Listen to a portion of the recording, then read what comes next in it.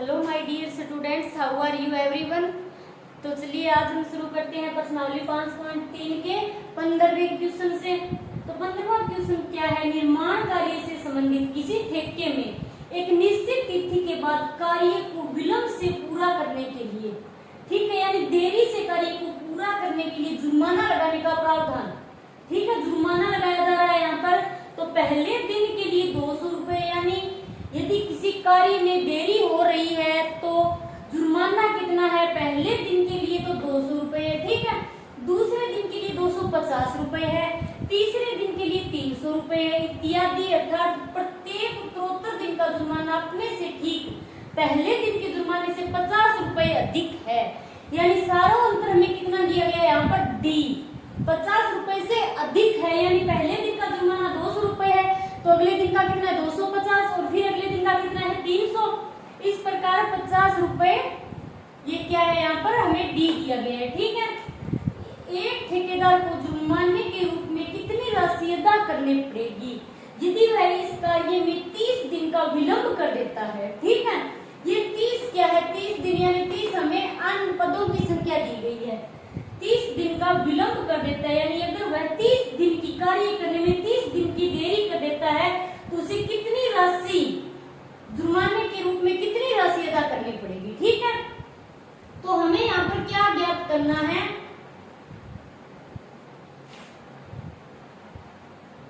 हमें क्या दिया गया, निर्माण कार्य से संबंधित किसी ठेके में एक निश्चित तिथि के बाद कार्य को विलंब, यानी कोई निर्माण का कार्य चल रहा है, ठीक है, एक निश्चित तिथि के बाद कार्य को विलंब से पूरा करने के लिए, यानी कार्य को देरी से पूरा किया जा रहा है तो इसके लिए जुर्माना लगाया गया है। जुर्माना लगाने का प्रावधान इस प्रकार है, जुर्माना किस प्रकार लगाया गया है कि पहले दिन के लिए 200 रुपए, हम एक एपी बनाते हैं, ठीक है, एपी यानी यदि पहले दिन की देरी है तो जुर्माना है 200 रुपए, ठीक है, दूसरे दिन के लिए 250 रुपए, 250 रुपए, ठीक है, तीसरे दिन के लिए है 300 रुपए, ठीक है, इत्यादि। प्रत्येक उत्तरोत्तर दिन का जुर्माना अपने से ठीक पहले दिन के जुर्माने से 50 रुपए अधिक है, 50 रुपए अधिक है, तो इसका मतलब क्या है, यानी हमें डी कितना दिया गया है 50। एक ठेकेदार को जुर्माने के रूप में कितनी राशि अदा करनी पड़ेगी यदि वह इस कार्य में 30 दिन का विलंब कर देता है, यानी 30 दिन पद हमें कितने दिए गए हैं, अन बराबर 30। तो अब हमें ज्ञात क्या करना है, एस 30 यानी 30 पदों तक का हमें योग ज्ञात करना है। यदि वह इस कार्य में 30 दिन का विलंब कर देता है, जुर्माने के रूप में कितनी राशि अदा करनी पड़ेगी यदि वह कार्य में 30 दिन का विलंब कर देता है, यानी हमें यहाँ 30 दिन का योग निकालना है, ठीक है। तो S30 इसका फॉर्मूला क्या होता है, n/2 2a plus n - 1d, okay. जो हमें दिया गया है वो लिख देते हैं, n कितना है 30/2, 2 इंटू a प्रथम पद, यानी प्रथम पद a बराबर हमें 200, ये रहा प्रथम पद, प्लस फिर n 30 माइनस 1 d कितना दिया गया है हमें, d 50, कितना डिफरेंस है इनके बीच में 50 रुपए का, तो d है 50। s 30 बराबर ये कट जाएगा तो 15 दूनी 30, 2 दूनी 4, ये हो गए 400 प्लस 30 में से गया 29 इंटू में 50। अब हम सोल्व करते हैं इसको आगे, तो s 30 बराबर 15 और 400 प्लस, अब 29 को क्या करेंगे 50 से गुणा करा देंगे, 29 को 50 से गुणा कराएंगे तो क्या आएगा, ये आ गए 1450, ठीक है, 1400 प्लस में अब हम क्या करेंगे 15 और इंटू इनको जोड़ देंगे, तो 1450 में 400 जोड़ेंगे तो कितने होंगे 05 और फिर 8 और ये हो गए 1850। अब इनको गुणा करा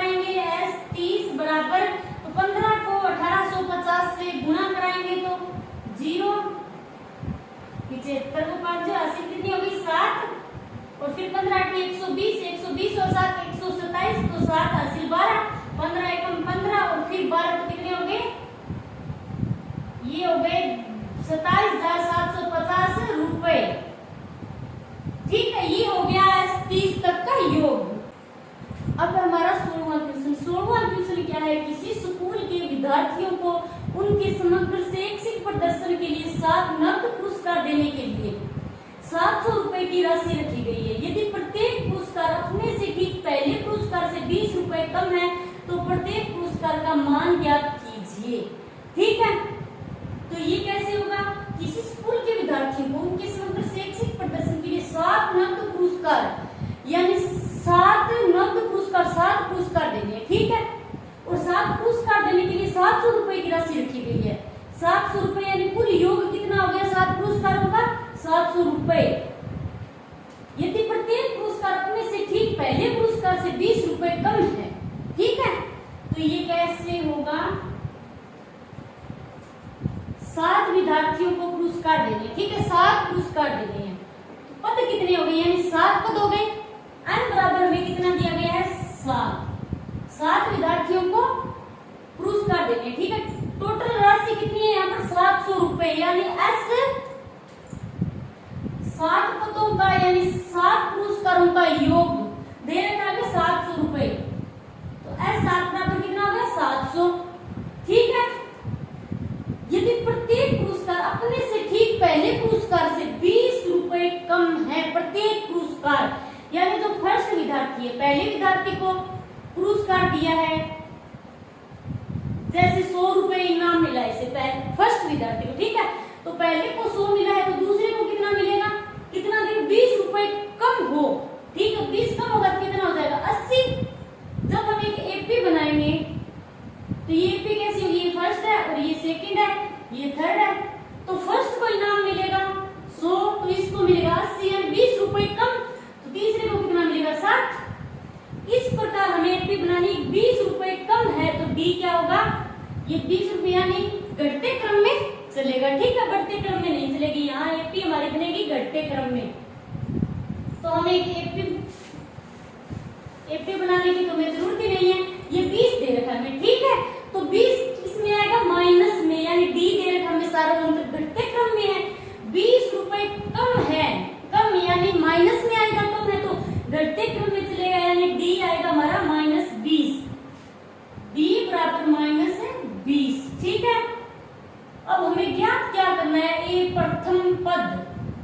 यदि हम प्रथम पद ज्ञात कर लेंगे तो फिर डी हमारे दे रखा है, डी 20 है, तो प्रथम पद हम कैसे ज्ञात करेंगे, S7 योग वाला फॉर्मूला लगाएंगे और हमें 7 पुरस्कारों का योग कितना दे रखा है 700 रुपए। ठीक है, यानी 7 विद्यार्थियों को जो पुरस्कार दिया जाता है उनकी राशि कितनी होनी चाहिए 700 रुपए जोड़ने पर। ठीक है, तो फॉर्मूला लगाते हैं, इसका फॉर्मूला क्या होगा, n/2 2a प्लस n-1d बराबर है 700। n कितना है 7, तो 7/2। अब 2 इंटू ए हमें ज्ञात करना है, प्लस 7 - 1 और डी कितना है -20 बराबर है 700।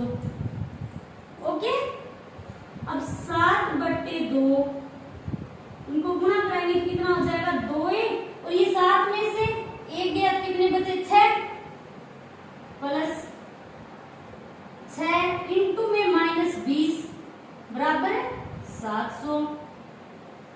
7/2 और फिर 2a प्लस और माइनस को गुणा कराएंगे तो हमेशा क्या आता है माइनस, और 6 दूनी 12 यानी 120 बराबर 700। अब इन दोनों में 2 कॉमन आ रहा है तो 7/2 इंटू में 2,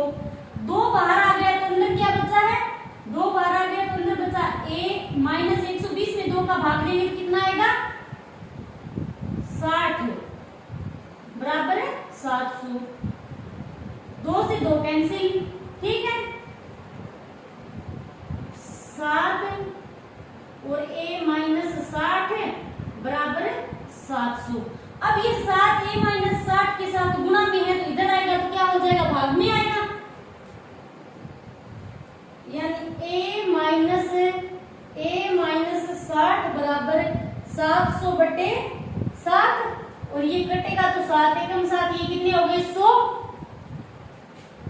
a माइनस 60 बराबर 100। तो a बराबर कितना हो जाएगा 100 अपनी जगह है, 60 इधर आएगा तो क्या हो जाएगा प्लस का 60। तो a बराबर कितना हो गया 160। ठीक है, तो ये हो गया प्रथम पद a, यानी प्रथम पद फर्स्ट विद्यार्थी को जो पुरस्कार दिया जाएगा उसकी राशि कितनी है 160 रुपए। तो अब हम ज्ञात करेंगे प्रथम विद्यार्थी को प्रथम पुरस्कार। ठीक है, प्रथम पुरस्कार कितना है 160 रुपए। प्रथम पुरस्कार बराबर हो गया 160 रुपए। अब हमें क्या दिया था क्वेश्चन में कि 20 रुपए कम है, ठीक पहले अपने से ठीक पहले पुरस्कार से 20 रुपए कम है, यानी जो प्रथम विद्यार्थी है उसकी पुरस्कार राशि कितनी 160 रुपए है। तो जो दूसरा होगा उसकी क्या होगी पहले से ठीक है कम होगी 20 रुपए। तो जो प्रथम था उससे 20 रुपए कम होगी, तो दूसरा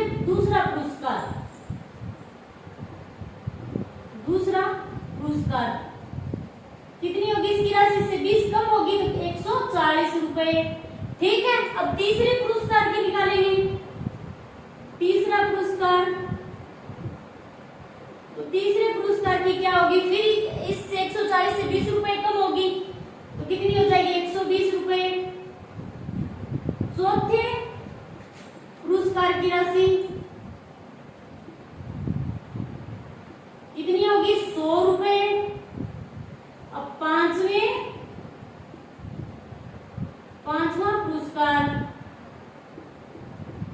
पुरस्कार की राशि कितनी होगी, फिर 100 से कम होगी तो कितनी होगी 100 से 20 रुपए कम तो 80 रुपए। और छठा पुरस्कार, तो छठा पुरस्कार कितना होगा 80 से फिर 20 रुपए कम यानी 60 रुपए। और अब है सातवां पुरस्कार, तो सातवां पुरस्कार कितना होगा 60 से फिर 20 रुपए कम तो कितना होगा 40 रुपए। तो प्रत्येक पुरस्कार का मान ज्ञात कीजिए। ठीक है, ये हो गया प्रत्येक पुरस्कार का मान।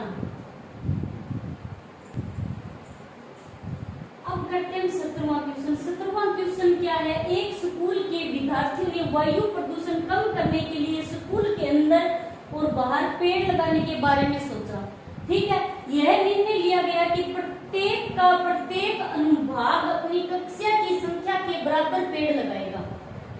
ठीक है, उदाहरणार्थ कक्षा फर्स्ट का एक अनुभाग 1 पेड़ लगाएगा। ठीक है, कक्षा सेकंड का एक अनुभाग 2 पेड़ लगाएगा और कक्षा थर्ड का एक अनुभाग 3 पेड़ लगाएगा इत्यादि। और ऐसा कक्षा 12 तक के लिए चलता रहेगा। प्रत्येक कक्षा के 3 अनुभाग है। इस स्कूल के विद्यार्थियों द्वारा लगाए गए कुल पेड़ों की संख्या कितनी होगी, यानी हमें आसन ज्ञात करना है। ठीक है, तो कैसे करेंगे हम, सबसे पहले क्या दिया गया है, यह निर्णय लिया गया कि प्रत्येक अनुभाग अपनी कक्षा की संख्या के बराबर पेड़ लगाएगा। यानी अगर पहली कक्षा के बच्चे पेड़ लगाएंगे तो अपनी कक्षा की संख्या के बराबर यानी 1 पेड़, और इसी प्रकार दूसरी कक्षा के विद्यार्थी पेड़ लगाएंगे तो अपनी कक्षा की संख्या 2 के बराबर 2 पेड़ लगाएंगे। इसी प्रकार तीसरी कक्षा के विद्यार्थी अगर पेड़ लगाएंगे तो अपनी कक्षा की संख्या 3 है तो 3 ही पेड़ लगाएंगे। ये प्रक्रिया चलती रहेगी कक्षा 12 तक। ठीक है, लेकिन आगे क्या दिया, अनुभाग 3 पेड़ लगाएगा इत्यादि। ऐसा कक्षा 12 तक के लिए चलता रहेगा। ठीक है, तो कक्षा 12 के विद्यार्थी कितने पेड़ लगाएंगे, 12 पेड़ लगाएंगे। प्रत्येक कक्षा के 3 अनुभाग है। ठीक है, एक पहली कक्षा है तो उसके 3 अनुभाग है और विद्यार्थी कितने 3 अनुभाग के एक विद्यार्थी एक पेड़ लगाएंगे। तो देखिए कैसे करते हैं इस क्वेश्चन को।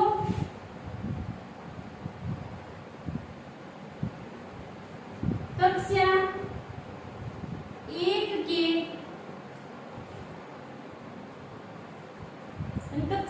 1 का एक विद्यार्थी 1 पेड़ लगाएगा, एक अनुभाग 1 पेड़ लगाएगा। और कक्षा 1 के कितने अनुभाग है, 3। ये दे रखा है कि प्रत्येक कक्षा के 3 अनुभाग हैं। ठीक है, तो कक्षा 1 के 3 अनुभागों द्वारा लगाए गए पेड़ों की संख्या, लगाए गए पेड़ों की संख्या कितनी होगी?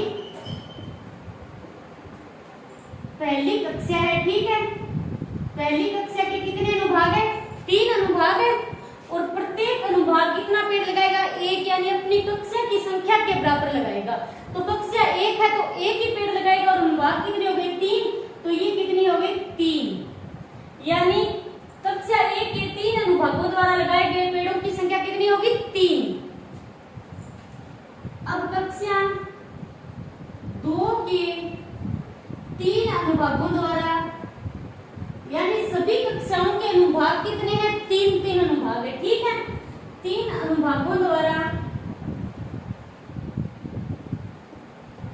लगाए गए पेड़ों की संख्या कितनी होगी? संख्या बराबर, कौन सी कक्षा है? दूसरी कक्षा है, ठीक। और अनुभाग कितने हैं उसके? 3 अनुभाग है, तो 2 इंटू 3, ये हो गए 6। तो कितने पेड़ लगाएंगे? यानी कक्षा 2 के 3 अनुभागों द्वारा लगाए गए पेड़ों की संख्या होगी 6। ओके, अब कक्षा 3 के 3 अनुभागों द्वारा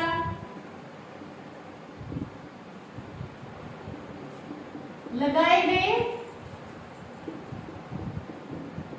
पेड़ों की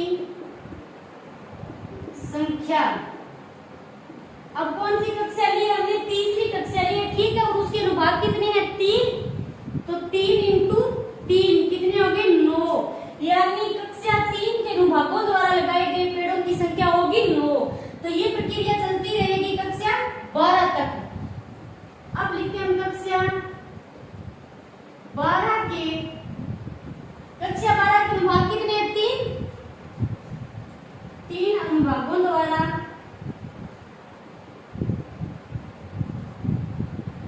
लगाए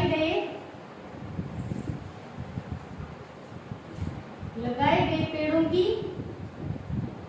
संख्या कितनी होगी? कक्षा कौन सी है? 12 है, अनुभाग कितने हैं? 3, तो 12 इंटू 3 36। कक्षा 12 के 3 अनुभागों द्वारा लगाए गए पेड़ों की संख्या कितनी होगी? 36। अब हम यहाँ से एक एपी बनाएंगे, प्राप्त एपी, ठीक है। अब एपी क्या बन रही है हमारी? सबसे पहले 3, और दूसरी कक्षा ने कितने पेड़ लगाए? 6, और तीसरी ने 9। इस प्रकार ये प्रक्रिया चलती रहेगी। अंतिम पद कौन सा है? 12, तो एम कितना है यहाँ पर? 36। ये एक एपी बन गई हमारी। अब एपी में हमें क्या दिया गया है? ए कितना है? 3, और सारा बनकर डी हम निकाल लेंगे। डी बराबर A2 माइनस A1। A2 कितना है? 6 माइनस 3, तो कितना? 6 में से 3 गया 3, यानी डी हमारा कितना है? 3, ठीक। और हमें क्या दिया गया है? अन दिया गया है, ठीक है। अन कितना है? 12, यानी 12 कक्षाओं पेड़ों की संख्या कितनी? कक्षा 12 तक के लिए चलता रहेगा, यानी 12 कक्षा 1 से लेकर 12 तक ये प्रक्रिया चलेगी। तो कुल कितने हो गई कक्षाएं? 12। तो अन हमें कितना दिया? यानी कुल पद कितने? इसमें 12 है, तो अन हमें दिया गया है 12। अब अन मिल गया, डी मिल गया, और प्रथम पद मिल गया, ए अन भी मिल गया हमें। ए अन कितना है? 36, यानी ए अन बराबर अल भी लिख सकते हैं इसे, और 36। अब हमें ए अन मिल रहा है, ए भी है, डी भी है, और अन भी। अब हम फॉर्मूला लगाएंगे असन वाला, ए प्लस अल, ठीक है। अस अन यानी कितने पदों तक योग ज्ञात करना है हमें? 12 पदों तक। S12 बराबर अन बटे 2 और A प्लस L, ठीक है। S12 बराबर N कितना है? 12, 12 बटे 2। A प्रथम पद कितना है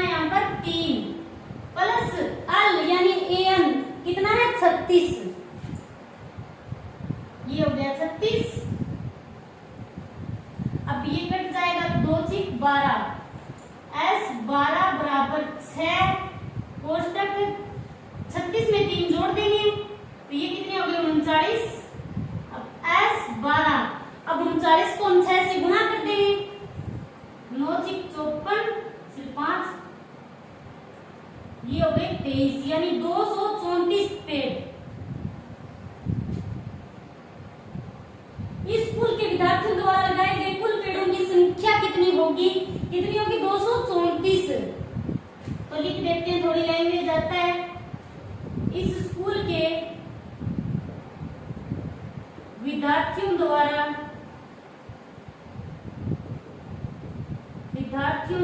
लगाए गए